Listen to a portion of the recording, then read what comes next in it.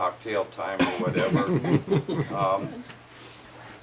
The second story was going to be published in the Boundary Waters Journal, but it's a dark story. It's probably the darkest story that I ever have written, and it was a little too chancy.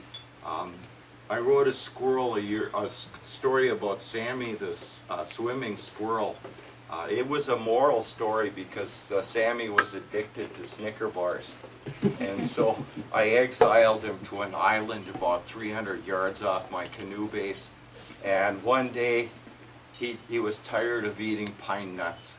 And I saw this little splash, and Sammy the squirrel was doing a Johnny Weissmuller, Mark Spitz, heading towards the landing, going for those Snicker bars. And about 10 yards from shore, the huge head of a northern pike came up. I mean, you don't make stories like this up. and it, you know, and it, this pike, I can still see it. And friends, we were sitting there drinking beer, chanting, "Go, Sammy, go. Go, Sammy, go." And all of a sudden, this head comes up, and in just one chomp, Sammy was done, and the story was called "Why Squirrels Don't Swim." And Stewie Osthoff, who is a friend of mine and has been as generous to me in publishing stories as anybody, this was a little too hot for him, and he said, maybe you ought to save it, Iron Mike, for some night around a campfire, or when you have a bunch of vibrant young college students who don't mind a little controversy. I mean, it's ironic, I can't get a story published about making turtle soup because it's too violent for the Boundary Waters Journal, but I can turn the zombie channel on and watch them vaporize people. It's a cruel world. But this story, it waited a long time for me to write this version, and this is the first time. I shared it with a writing class. I don't know if I ever read it last year. Yeah, you did. But I figure if the writing class could survive it, and sometimes this story goes back to 1877, and that was before Ely and before Tower Sedan. And the only thing north of Duluth at that time were pretty much the Bois Forte band of the Ojibwe people and a few white prospectors they're still looking for the mother lode of gold. I never thought that I'd be 61 years old. My great-grandparents watched the first train of iron go out of Tower Sedan on July 31st, 1884. And I watched the last train of iron leave Ely on August the 22nd of 1967. And I was 15, and I never ever thought that there'd be questions about mining again. But don't ever write off history. Just when you think it can't ever happen, it goes ahead and happens. But this story is called The Legend of the Lost Girl. And if you go on your big map at Vermilion tomorrow, if you go and you look in between Fall Lake and Basswood Lake, there's an old railroad grade that goes back to the logging days. And it's 4 mile. Ely people are pretty basic. Why do they call it the 5 mile bridge? It's 5 miles from town. Why do they call it the 4 mile portage? It was 4 miles long. But back then, that portage didn't exist. The highways didn't exist. Ely didn't exist. There was nothing between here and Duluth. I first heard the story of Ella Hall when I was a young man. I was working for the radio station, co-hosting the local fishing program. My partner was a municipal judge, John Shammy Somrock, then recognized as Ely's resident storyteller. Most of the time we were busy announcing the names of people who came to register their catch at Fisherman's headquarters. It's now Toys R Us. We would read the type of fish caught, how much the fish weighed and measured, ask where they caught the fish. They would lie and of course tell us where they didn't catch it, and most importantly, who did the catching. We gave out daily and weekly prizes for every fish entered, and who knows, your fish just might be that lucky fish which won the great grand prize awarded at the end of the season. Most of the time we were too busy fitting in all of the entries into the half-hour show to tell many stories, but sometimes, especially during the hot days of summer, when fishing was slow, the judge had time to tell a story or two. That's how I first came to hear the story of the legend of the Lost Girl. According to Shammy Samrock, Ella Hall was a young girl who lived in Duluth back before there were any towns in northeastern Minnesota. The only people living in this country were the Ojibwe people, and there weren't very many of them. They were scattered in small family groups all over the canoe country. It was 10 years or more before the cities of Tower, Sedan, and Ely would spring up around rich pockets of iron, but people were already interested in this country long before that. Two of the earliest prospectors poking around the canoe country in the 1870s were Jasper Jim O'Neill and James Hall. They had a camp on Jasper Lake, about 20 miles from Ely, on what was then known as the Clingstone Trail. It's now known as the Fernburg Road.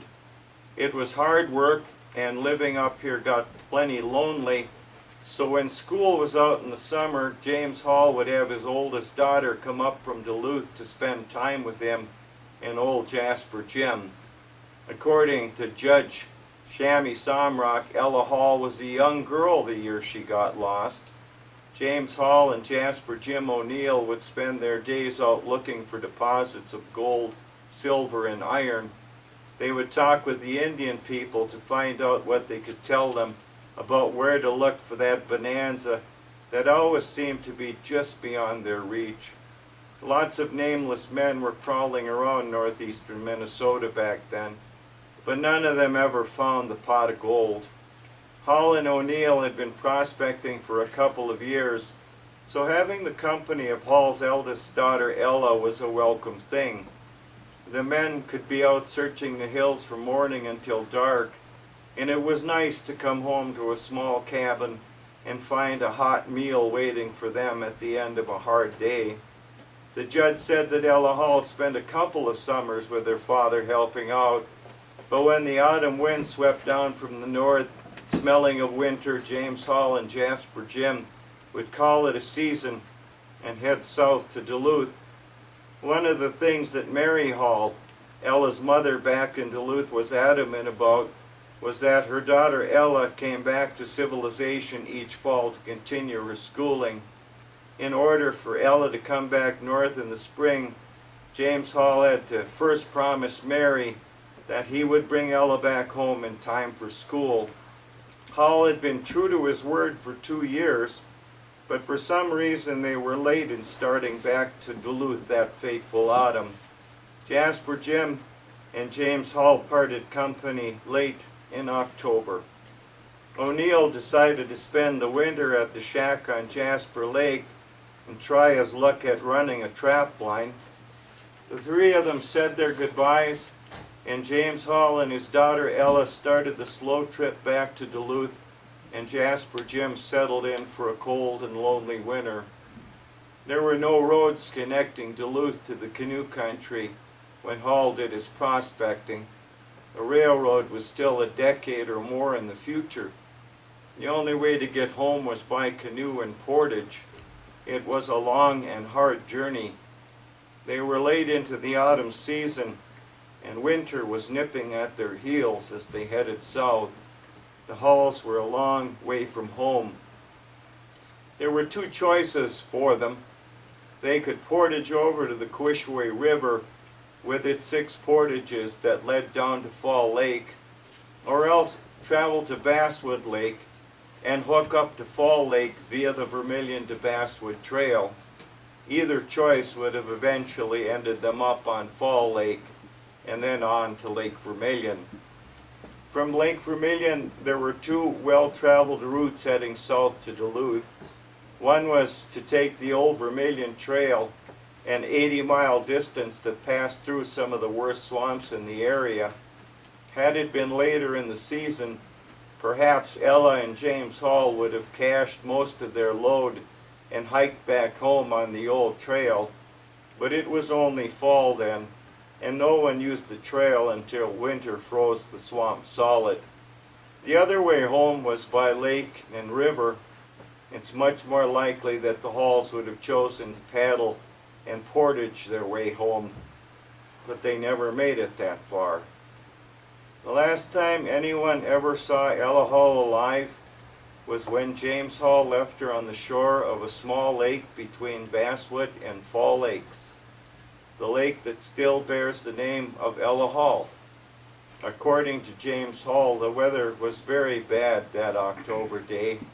Early snow made the trip cold and difficult. They had too much equipment to make one trip, so James Hall decided to make the first trip by himself.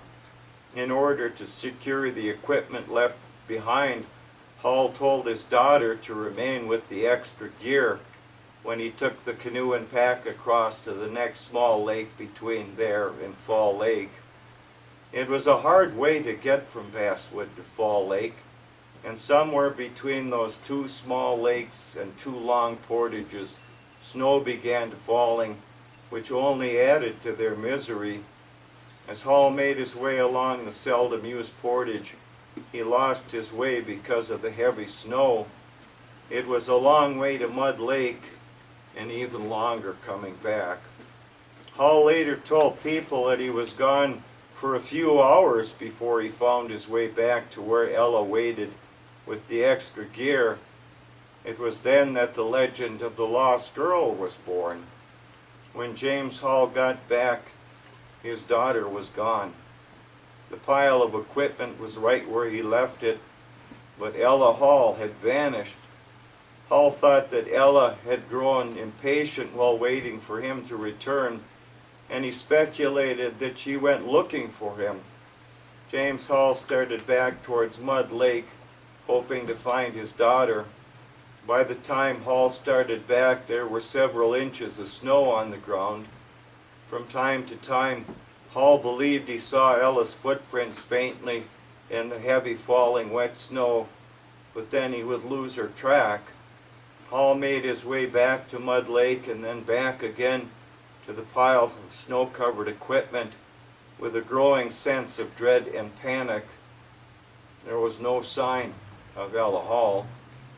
The only help available were the Ojibwe people living on Basswood Lake, so it was to them that James Hall turned to help him find his daughter Ella. Hall was very familiar with the Ojibwe people, and they were only too happy to help him search for his daughter. Despite their best efforts, nothing was ever found of Ella Hall. They searched for one entire moon, 28 days before they gave up looking for Ella Hall. They placed food in the branches of trees high enough so that animals could not reach the food, but so that the lost girl would be able to reach the cache food. None of the food caches were ever touched. At the end of the month, the sorrowful father thanked his Ojibwe friends and made his solitary and sorrowful trip back to Duluth in order to break the tragic news to his wife and Ella's younger sister, Alice. The next spring, Mary Hall accompanied her husband back to the shore of the small lake where their daughter Ella was last seen. Call it a mother's intuition or simply a good guess, but Mary Hall pointed out to an island in the small lake and asked her husband if anyone had bothered to look on the island. At first, Hall demurred to search the island because he had taken the canoe with him to Mud Lake, and the water was already cold enough that Ella Hall most certainly would not have taken the time for a swim on a day when her father was lost during a heavy snowstorm. but Mary Hall persisted. In order to placate his wife, Hall finally agreed to search the island. They paddled out to the island, and much to the surprise of at least Mary Hall, they found a recently dug grave. When the Halls started digging, they got down to where the body was buried, and by the clothes the corpse was wearing, they identified the body as the remains of those of Ella Hall. According to the story, the Halls reburied their daughter Ella, said a few prayers, and then left the island. Years later, the lumber companies built a railroad line running 4 miles from Fall to Basswood Lake. When the logging was finished, the tracks were removed, but resorts converted the old line to a mechanized portage. Over the years, hundreds of people would drive by Ella Hall Lake without ever knowing how it was named. Alice Hall, Ella's baby sister, made a good marriage, and years later they purchased an island on Burnside Lake. In order to keep alive the memory of her dead sister, Alice Hall started calling the nearby island on Burnside Lake Lost Girl Island, which it is still known to as this very day. Years after Ella's death, Ella had a stone carved for her dead sister. She hired 2 men from Winton to haul the stone all the way out to Ella Hall Lake, where they placed it over the grave of her sister Ella. My first indication that there was more to the legend of the lost girl was one night when I told the story to a group of people gathered around the fireplace at Burnside Lodge. One of the people listening was an older man from Ely. After the evening of stories was finished, the man came up to me and asked who told me that Ella Hall was a young girl. I told him that Chammy Somrock told me the story.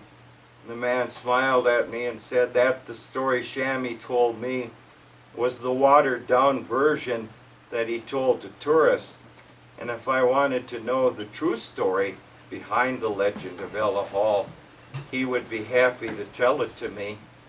I sat down to hear the true story behind the legend.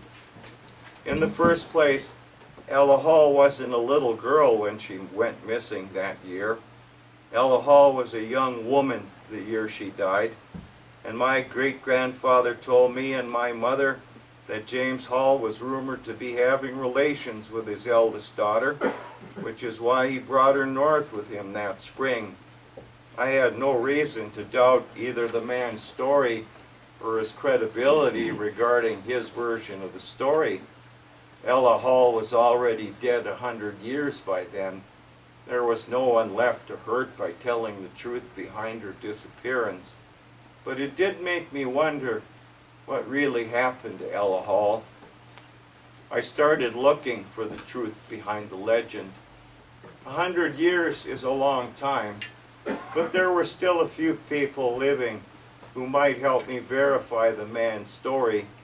So it was to them that I began to search for the story behind the sanitized version of Ella Hall, which at first seemed so innocent when Chammy Somrock told it to me at Fisherman's Headquarters. My first stop was to see my old friend Harry Homer, who was then closing in on 100 years old and was Ely's longest surviving doughboy. Old Harry was up in the nursing home then, and when I stopped to pay him a visit, Harry was nearly blind and he was deaf as a stump by then. But as soon as I said the name Ella Hall, old Harry looked up at me through foggy eyes and said, "She was having relations with her father." I asked Harry Homer how he came by that information, and Harry told me that when he was a boy, his mom and dad were talking about the Halls in the kitchen.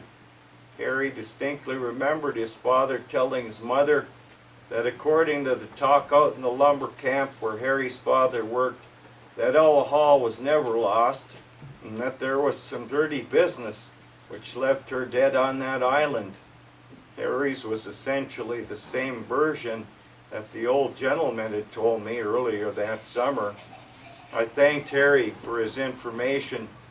I was filled with curiosity, and hot on the trail of the truth. The only people there with the Halls when they found the body of Ella Hall were the Ojibwe, who supposedly diligently searched a month for the lost girl. They were the only people who could possibly shed more light on a story growing darker and more interesting by the minute.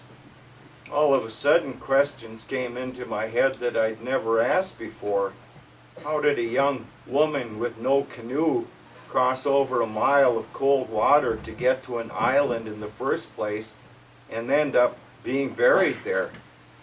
What killed Ella Hall? And who dug the grave? Some stories never die. Sometimes bad things happen which don't get talked about for 100 years, but they never really go away, and they're never completely forgotten. They're kept within families and small towns, and are rarely discussed among strangers. They're the closest things our culture has to taboos. The story of Ella Hall is like that. The only reason I knew anything about Ella Hall was that her baby sister kept her memory alive. But if it were such a dark story with such horrendous connotations, why would Alice Hall want people to remember her sister unless she truly believed the story just as it was told to her by her parents? There's no doubt in my mind that Alice Hall believed the story she told Chami Samrock to be the absolute truth about her sister Ella's mysterious disappearance. Alice wanted people to remember her sister Ella because, like many families with dark secrets, the story passed down through the generations is changed and sanitized to better reflect on the family legacy. Alice told a sad and tragic tale, but there were a lot of things that Alice Hall never knew. There was an old Ojibwe woman living near Ely who I needed to talk to in order to try to hear the Ojibwe side of the story. I called and set aside a time to come for a visit over coffee and sweet rolls on the east arm of Burnside Lake. We had a fine visit after making small talk, but that all changed when I brought up the name of Ella Hall. As soon as she heard the name, the old woman became very upset. My mother told us about Ella Hall, she said with much agitation, but whenever my father heard Mother telling us the story, he would scold her, and he would tell her never to mention the name Ella Hall to any of us children ever again. My father told us that it was a terrible spring the year the young woman went missing, and it was never to be discussed at our house because no good could come out of it. I could see that my friend was truly upset, so I let the matter drop. Ella Hall was taboo, even after being dead for over 100 years. The Ojibwe version of the story differed from James Hall's version, which he and Mary Hall passed down to their daughter Alice. James Hall said Ella disappeared in an autumn snowstorm, but the Ojibwe had her going lost in the spring. So what was the truth behind the legend? No one will ever know for certain exactly what happened to Ella Hall, but I think I know most of the truth behind the story. The first mystery is what made everyone just leave Ella Hall in an unmarked grave on an island in a nameless little lake in the middle of nowhere. If that was my daughter, I would have wanted to find out two questions. How did Ella Hall die, and who buried her on that island? I think the question was never asked because both James and Mary Hall knew exactly how their daughter Ella died, as well as who buried her on that island. So did the Ojibwe, which is why they too kept silent, because they were caught up in a terrible lie. Neither the Ojibwe nor James Hall ever wanted Ella's body found, which is why they buried her on that island, because they figured it would be the last place anyone would look for a grave. Why would Mary Hall ever look for her daughter's body on an island when her father had already taken away the only means to get there? Was it a mother's intuition, or perhaps a guilty look on James Hall as he cast a glance toward the island that brought Mary Hall to her daughter's grave? No one will ever know the exact reason. That secret is safe with the dead. Whatever the reason, we know that James and Mary Hall paddled out to the island and that they found and exhumed the grave. They both identified the body as that of their daughter Ella, and then, according to the story, they just paddled away, never to return. The grave was finally marked 50 years later when Alice hired 2 men from Witten to put a monument over her sister's grave. What dark secret kept both the Halls and the Ojibwe from ever talking about Ella Hall, or mentioning how she died, or who buried her? I believe the reason they left those questions unasked and unanswered was that both James Hall and the Ojibwe were implicated in the death of Ella Hall. I think that the old Ojibwe woman was correct when she told me that according to her father, the sad incident took place in the spring of the year and not in the autumn, as James Hall told the tale back in Duluth. I also believe that the gentleman from Ely and old Harry Homer were telling the truth, and the rumors about James Hall being guilty about having relations to his daughter were also true. I can't be sure, but I think that Ella Hall was pregnant with her father's child when James Hall brought the young woman north with him that spring in order to help rectify the situation. James Hall knew the Indians around Basswood Lake, and I think he turned to them to help save his daughters as well as his own reputation. I visited with a teacher who taught Ojibwe culture, and I asked her what the Ojibwe did to help restore the reputation of any young woman who was pregnant before she was properly engaged or married. The teacher told me that it was a common practice to go to a member of the Grand Medicine Society to get the recipe to abort an unwanted fetus. Without any hesitation, the teacher went online and printed out the Ojibwe recipe to induce labor in order to get rid of an unwanted baby.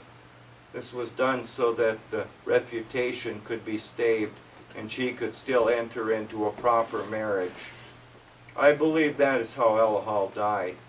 I think James Hall wanted to get rid of his unwanted baby, so he took his daughter north with him that spring, when the stony blessing of his wife Mary, who knew or at least suspected what was going on.